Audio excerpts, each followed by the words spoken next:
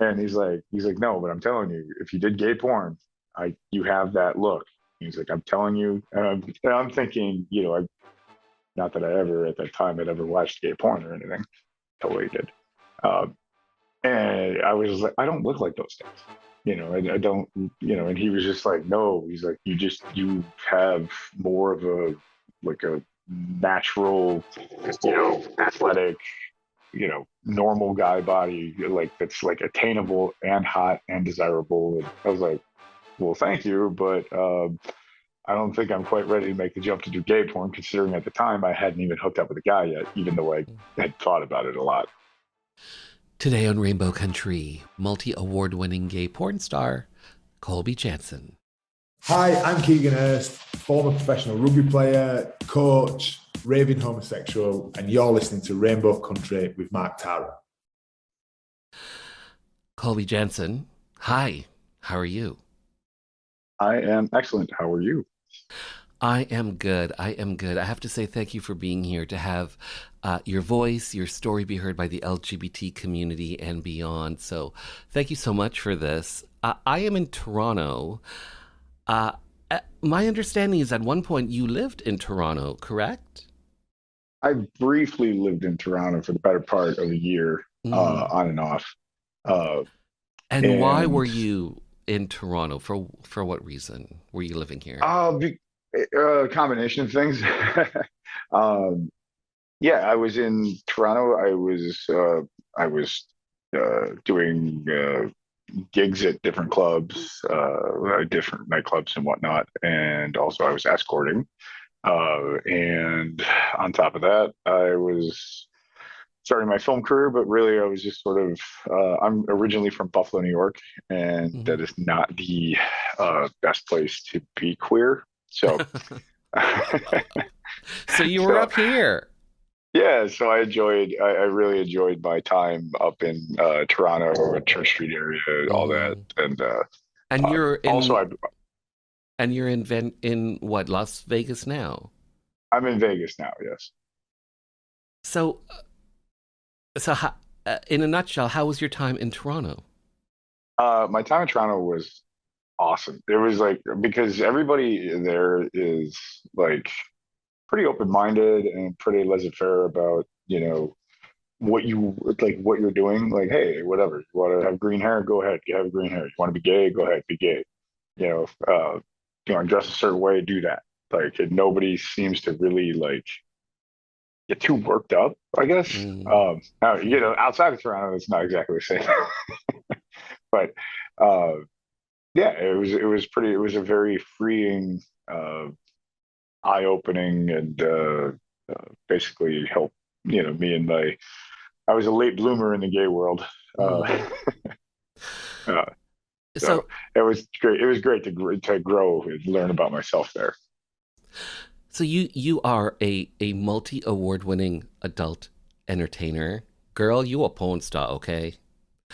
Uh you're a former professional rugby player. You have a master's in business administration as well as a bachelor of science in physics. So here's my first question for you, my first official question for you. What is Pound Town Productions? Well, Pound Town Productions is my new studio space that I have here in Las Vegas for, and thank you very much for saying my accolades about it being a porn star slash award winning. But this is my space here that I'm sitting in. I'm currently sitting in my classroom. Uh, I have a medical office, and I have a dungeon, and I have a gym, and I have all kinds of stuff. So Pound Town Productions is going to be sort of I'm trying to make it a destination for creators that come to Las Vegas and or live in Las Vegas to come collaborate with each other, make some filth, have a good time, and also have it be like a safe space and not exploit other creators, because I frankly don't need to. I, everything's come together pretty well for me. So it's sort of a, yeah, it's going to make me money, but also at the same time, it's also going to help me meet other people and help people, grow their own bases and whatnot. Mm. So you just mentioned you've got a church, you have an office, you have a dungeon, a classroom, a gym. These are sets that are all part of what the 3,000 square foot production house that you have now. Yes. The idea to open Pound Town Productions, the idea. Where did this idea come from? Well, I've always wanted to have my own like production company or studio because when you're and also it's I'm I'm getting the dad, the teacher, the coach, those roles, and but also not as much because I'm getting a little long in the tooth.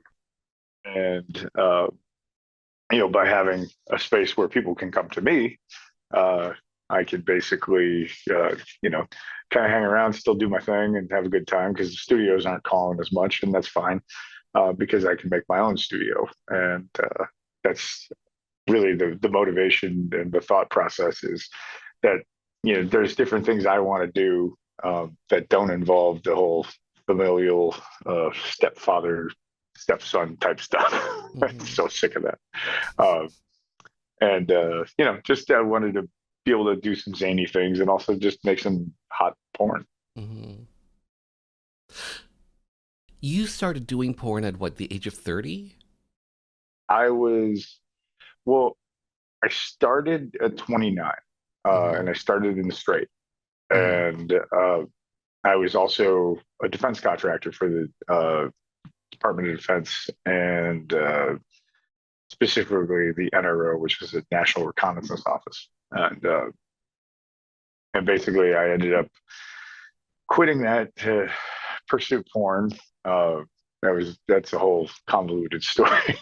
But so But why did you want to go into porn? well, I think every guy wants to do porn. Hmm. I mean, you should see my inbox. uh, It has what a lot of people asking, like, how can I get into porn? yeah, and like my advice, if you want to get into porn, guess what? Nobody gave me a roadmap. I'm not giving you a roadmap, but I'll tell you this: make a Twitter account, make a Pornhub account, make accounts on all the different things, make your own content, post it, interact with other porn stars, try to collaborate with other porn stars. That's how you do it. You don't, you're just going to email me without even a picture, be able to like, just say, oh, hey, Mm. yeah, well, yeah, sure. I'll fly you out to Vegas. So you started off doing straight porn, and then you ended up doing gay porn. Uh, how long were you doing straight porn before you added gay porn to your resume? Well, I had only done the straight porn thing as a lark, really. Mm. Um, I was hooking up with a couple of these girls that worked at the strip joint uh, in Washington D.C. And they were like, "Hey, we're gonna do this porn stuff," and they said we could pick the guy, and I'd already had kind of a relationship with them, uh, and they were like, "We don't want to do it with some random dude, so we'd rather do it with you. The only catch is you're gonna have to do like scenes with other girls. They're only gonna pay you $300." And I was like, "Well, I don't care. That sounds awesome." so, uh, so basically, I did that, and I was a little, I just was enjoying it and whatever, but I wasn't gonna leave my job. And the director guy was like, "Hey, listen." He's like, I do this for a living. I see a lot of guys come and go. He's like, you're not going to make any money doing straight porn. And I was like, well, I'm not really here to make money. I'm here to just have a good time. And he's like, no, but I'm telling you, if you did gay porn, you have that look. He's like, I'm telling you. And I'm thinking, not that I ever at that time had ever watched gay porn or anything. Totally did. Um, and I was like, I don't look like those things.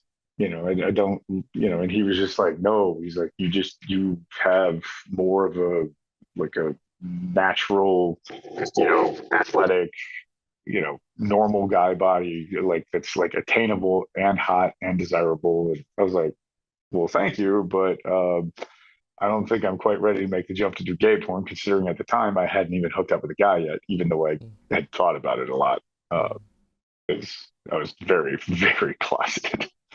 Uh, and then basically 2008 happened. Obama got elected. My company didn't win a contract, so I was out of a job. They weren't hiring anybody anymore for defense contracting at the time because we were pulling out of Iraq and doing all that stuff. And and so basically, I was like, the funds were getting a little low, and I was like, emailed the guy, and I was like, yo, that offer still stand? Next thing I know, I'm an exclusive model for men.com, and I'm only working like Mm. 5 days a month, and I'm making more money than I've ever made my entire life. Wow. It Wow. was it was a pretty meteoric rise. That's quite the testimonial. So you so okay, so I'm gonna go here and I hope you'll go here with me. So sexually you've been with women, you've been with men, you've been with trans individuals. So for yourself, for you, how do you see your sexuality? Uh, that's a good question. I understand the need for an LGBTQIA and whatever, and flags and all that.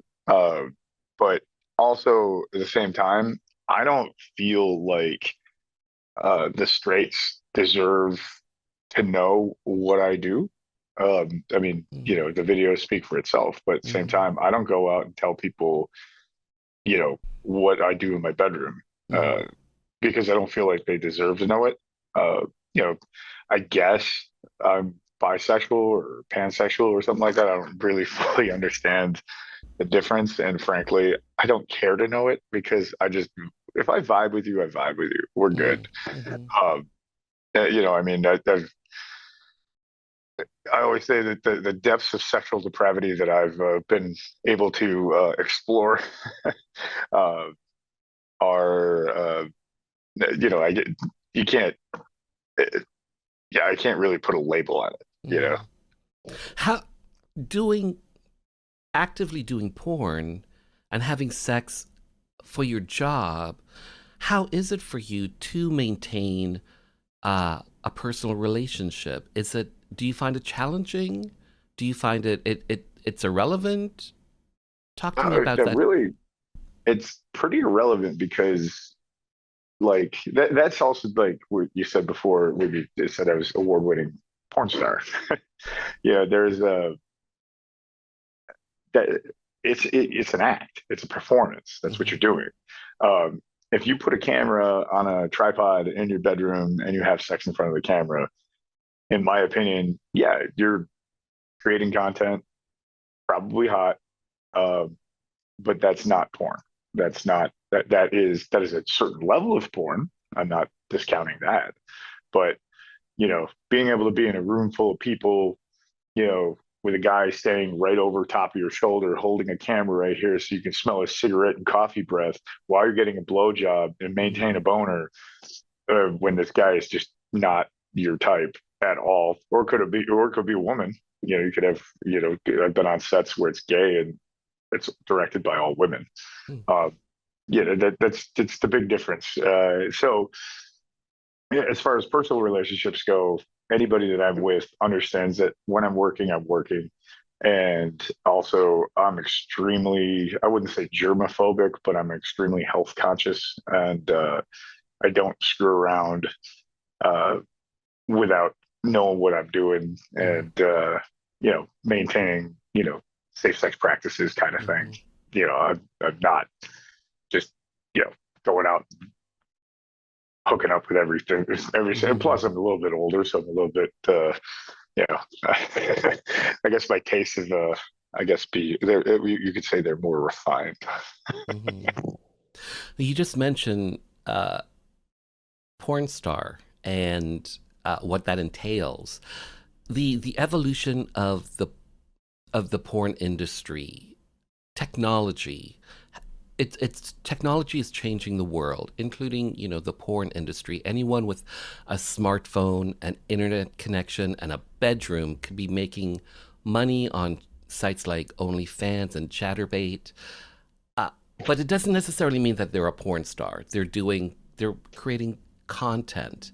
For yourself, how do you see the evolution of the porn industry, especially because of technology? How are you seeing this this change? Because on one hand, it's great. Everyone can partake if they want to. But on the other hand, too, there is so much content and so much access to content. How do you rise above the noise? How how does Colby rise above that noise that's out there? Well, I think that's why I made Pound Productions, Mm, because uh, basically the content that I produce is of a higher quality. And, I think people would, yeah, everybody skips over the beginning, like dialogue or whatever. But I think it's, when it comes to like an OnlyFans type thing, uh, to have like a little like campy, not necessarily script, just sort of ad lib through, set up a scenario. Like I just filmed with this kid, Benny Fox, fantastic performer. And we just did, uh, like I was a college professor and I'm teaching human sexuality. He's in there drawing dicks on my blackboard. Nobody uses a blackboard anymore. I understand it's a trope. um, but it's, so he's in there and I come in and bust him and then basically fuck him on my desk. And that, you know, there's, and then also I post things where it's just like a hookup, where it's just, me and another guy or another girl or somebody, uh, another individual, I guess I would say. And just then yeah, I'll do the tripod thing, because I think it's, it's important to give a variety. Uh, because if you're going to put the time and effort into the production value of something, I think you probably deserve to be paid a little bit more. mm, But, ultimately the consumer decides that. So, mm. uh, what I found is, people know me for all of my men.com work mostly, so that's kind of what they expect to see. Uh, I do, I do a variety of other things because, I just have a total deviant. Uh, but I think that people, they're used to seeing me, in high production value stuff, Mm, which I can do. But also, I think they like seeing the variety of where it's just me holding a cell phone in my bed, jerking off. It's very personal. mm, So I think that's the evolution of the industry is there's always going to be a need for the studios, uh, for the porn companies, the websites, and all that kind of stuff, because that's how stars are built.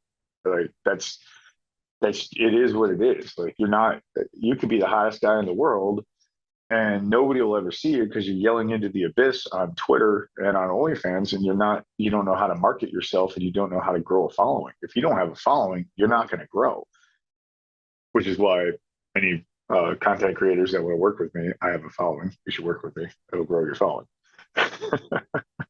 But that's really like what I think the industry has come to is that I think it can be very symbiotic where the performers are not exploited anymore by the studios, and because it's the ultimate meritocracy.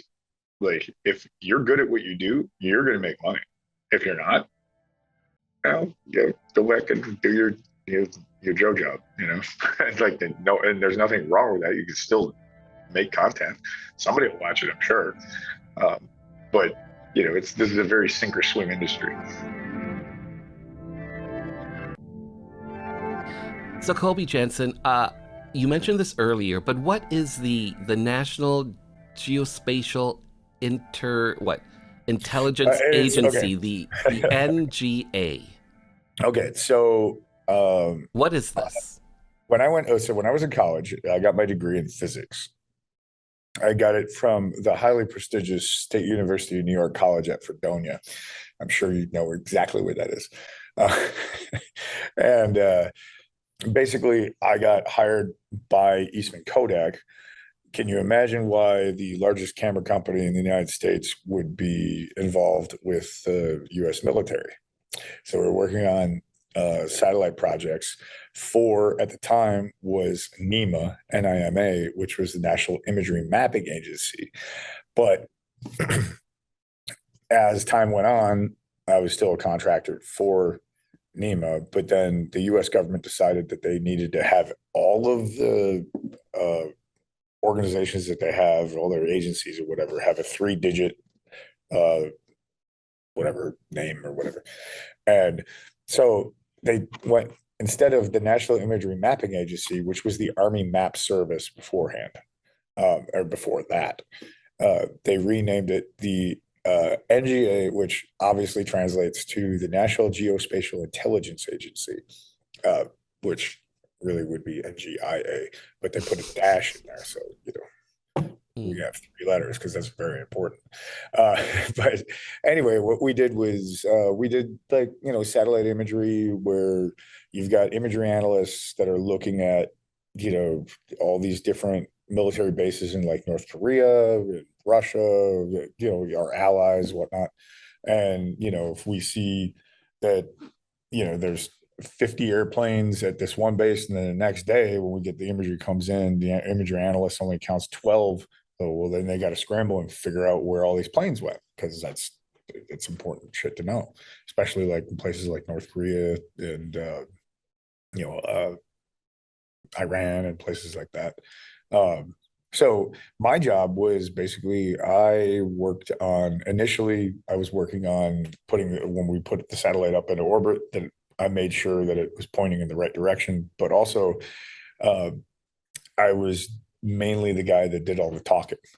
So I was 21 years old and I'm briefing Dick Cheney, who was at the time the head of the Defense Department. Well done. Yeah, it was pretty cool. I was too young to know that I should have been nervous, but also the senior scientists, the PhD guys that work in the basement, you could not let them talk to real people. So that's why they had me do it, because I was a young, good-looking guy, and I could talk the talk, even though I really was not a very good physicist. If Dick Cheney could see you now. Oh God. Oh Lord. Yeah, he did shoot somebody sometimes. So. How long were you at the NGA? About 8.5 years. Hmm. And ultimately you left because? Um, Wheel. See, one thing about when you work for the U.S. military on top secret stuff, you have to have a top secret clearance. Mhm. And I had a top secret clearance, and I had what was called TSSCI, which is can't remember exactly what SCI stands for, but it's like uh, the other part of it was an SSBI, which is a single scope background investigation, and then I got a lifestyle poly, which basically they can ask you about your entire life because they want to make sure that you don't have like debts that can be exploited, or maybe you have a profile on Adult Friend Finder and on Manhunt at the time, because this is back in the early 2000s. And then they start asking you about it and you lied, and then you lose your clearance. So that's basically how that happened. So, So uh, ultimately you were let go because of your sexuality? yep. Hmm. Well, because I lied about it. If I'd have Mhm. been open about it, they wouldn't have cared. Hmm. So it was a point that I could have been exploited by a foreign government of Mhm. some sort. Mhm. That you know, so it makes me target. So I Do you always say I quit, but that's the actual God's honest truth. do you think that your education, your degrees, do you think that they have helped you in your porn career, in your adult entertainment career? I think that I look at a lot of the other performers that are out there, and they start at 18. I started at 29. I had a full career. I had an education.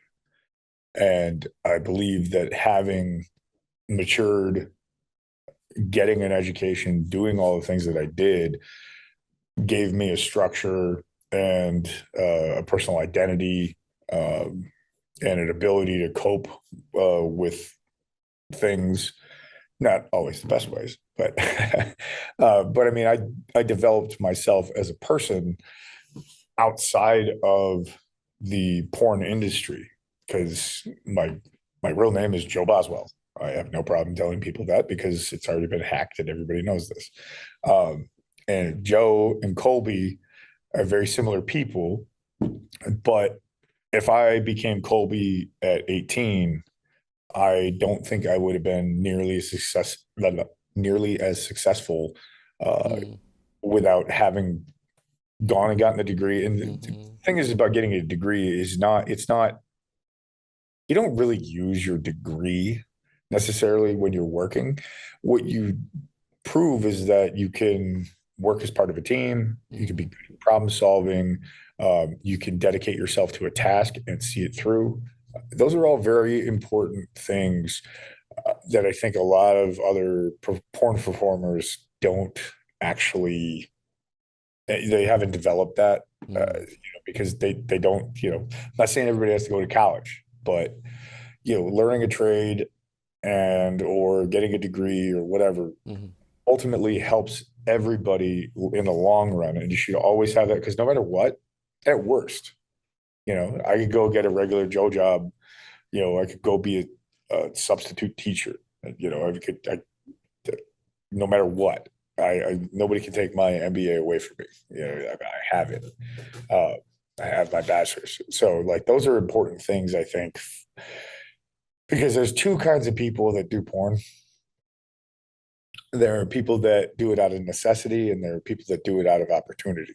And I, fortunately for me, it was a combination of opportunity and necessity. But, uh, I never had to look at it like, oh, I got to do this scene, or and I don't want to do it, because the moment you start doing stuff that is outside of your personal morality, that's when you run into emotional, mental breakdowns and problems. And I've seen it time and time, and also try to help, but do this as long as I have, can't help. Mm. So Colby, I think it's fair to say that you have the brain, you've done the porn, the brawn. You were a pro rugby player for what, the U.S. Rugby Super League. How long were you part of this Super League for? I graduated college from Fredonia in 2000. I moved to Washington, D.C. in the fall of 2000. And I started playing for Washington Rugby Club that fall. I was on the second side. I wasn't on the starting side. Um, the Super League season starts in the spring. So it was the spring of 2001. Well, I should say it started. It's a defunct league now. They didn't, it very poorly run. Uh, and it's also the U.S. Much like Canada, it's such a big landscape that it's difficult to have like smaller, amateur, semi-pro leagues and have them survive, because the logistics of getting a team of 15 men, and I forget how many backups, like seven backups or something like that. Mhm. So you got 20, 25 guys plus coaches and stuff like that that got to travel all over. But so anyway, I started with that, and I played until till 2008 when I moved to LA Mhm. to chase the porn idea. Mhm. And then I during that time in the fall, that was not the Super League season, so I took time a couple times to go over to Scotland, and I played for a team called Tillicountry, and then I played for Stirling County and another team called Boroughmuir, and it was awesome. I made very little money. I learned how to drink the worst scotch in the world, which now makes me appreciate the finest scotch that I can drink. Mhm. Uh, but it was awesome. I got to travel. I got to meet all kinds of people from all walks of life, and I mean that's really the best thing about rugby in general is no matter where you go, you can find the rugby club, and they'll just take you in and be like, oh hey, you know. Were you also outed Yeah. Yep. at this? Uh, Was it the Super League? No, it was after that. Mm. So I moved to LA in 2008, and then in 2009, I moved home to Buffalo. I was on my men.com contract, and I really didn't talk about it with anybody. I didn't want anybody to really know. But eventually, obviously, I knew it was going to come out. Uh, and I went to Ireland on a trip with the guys for like a 10-day rugby tour. And everybody was being weird. And I didn't really understand it. And my friend Glenn was from St. Catharines. He uh, St. Catharines, Canada, and he just came up to me. He was like, "Hey, listen, this is what everybody's saying." It's like, "What's up?" And I was like, "Well, that's that's what I do. That's who I am." And he was like, "They're like, cool. Why didn't you tell me?" I was like, "Well, it's not really something I really wanted to discuss." And he's like, "Well, you're my teammate, you're my brother, you're my friend, and I'm Canadian. I don't give a shit." And I was like, "Okay, cool." And but the American guys were like totally not cool with me. I Mm. was the best player on the team, and they just were like, "Yeah, screw off." So I ended up quitting, and then I'm flying back one time from uh, Atlanta when I was filming for men.com. And I'm in the airport and I have my Washington Rugby Club bag on my shoulder, which was a Super League team and the Super League team I played for. And this guy comes up and he's like, "Hey, you a rugby player?" I'm like, "Yeah." He's like, "Why are you flying to Buffalo with a Washington bag?" I'm like, "Well, I used to play for Washington." He's like, that's a Super League club, right?" I was like, "Yeah, yeah." He's like, "Oh, so you must be decent." I was like, "Well, you know." And he's like, "So who do you play for now?" And I was like, "Well, I didn't really want to get into it, you know." So uh, I kind of told him I was in between teams, and he was like, "Well, you know, my name is Chris Hodgson. I'm the president of the Niagara Rugby Club, Niagara Wasp Rugby Club in Niagara, Canada. And you know, we'd love to have you out if you live in the Buffalo area. It's only like a 35-45 minute drive, depending Mm. on where you live in Western New York." I was like, "Actually, that sounds awesome." So I went to the team and played, went to a couple practices, then played a game, then missed the practice on Tuesday, went to practice on Thursday. And I was late and I'm in there and I'm lacing up my boots. And the main guys in the club come in and I was like, "Oh God, here it comes again. I'm gonna get kicked off a team, you know, for being gay, queer, whatever." Mm. And they were like, "Hey, you know," and it was all like the top guys of the club, and they were like, "We just want to let you know, no matter what, you know, we want you on this team. We don't want you to quit. We don't want anybody talking trash at you." And you know, again, we're Canadian. We don't give a shit what you do. You're a good guy. Mm. And I mean, talking about heartstrings. I love those guys that walk over fire and run through walls for them. Wow, what a great story. When it comes to the porn industry, what's been the most challenging aspect for you dealing with the porn industry? Oh, phew. Yeah, the hardest thing, honestly, is before when I was younger, it was seeing the negative comments, you know, people saying I was too chubby or small dick or whatever like that, and that used to bug me. But now it's water off a duck's back. But now I'm getting old. I know I'm getting old, and I'm not nearly as big as I used to be. So it's like it's different, but it's still the same. You see negative comments, and you've got to take that and say, okay, these are just keyboard heroes, and you just got to like, you know, let it go. Because I mean, ultimately, like, if you got time to go comment on a porn video, like, really, like, what are you doing with your life? So, but really putting that in perspective and keeping a positive outlook and keeping a positive self-image is, I think, for everybody it's difficult because people can be mean. They can be incredibly mean, and it's a lot easier to be mean when you're sitting at your computer Mm. than it is in person. Although when it happens in person, it's pretty gut wrenching too. So, you know, and I think we all go through it, and it's like I think that, you know, all the other guys and girls out there, that are operate in the queer space, people are going to say shit, and you just gotta. It's just white noise. Just let it go. It doesn't matter. That's getting to that point. I think has been the most challenging thing for me. But Hmm. I do see a therapist that I talk to, and that helps. And I think that also is something I would advise everybody to do, especially queer people, because we got a lot on our fucking plate.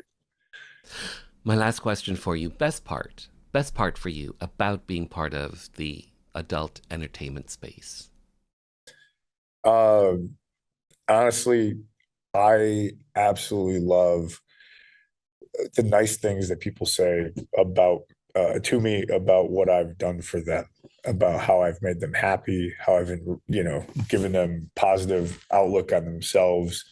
Uh, I've had multiple people say that they were close to suicidal and stuff like that, and emailed me, and I emailed them back something nice, or tweeted them something nice, and they told me that that was one of the things that helped them get through a tough time. And yeah, the porn's all fun, but I absolutely, I'm not curing cancer, and I know that, but I absolutely love that I've been able to reach so many people and help so many guys feel good about themselves. Well, on that note, Colby Jensen, well said, well done, well made. Thanks for your time. Thanks for being on the show. All right. Hey, one other thing, I almost wore my Jays jersey, but I thought that would have been a little bit too much. Go Jays, go. Well said, well said. Thank you so much. I just have All like right. a couple minutes on Zoom here, but thank you again. Great No, no, interview. thank you.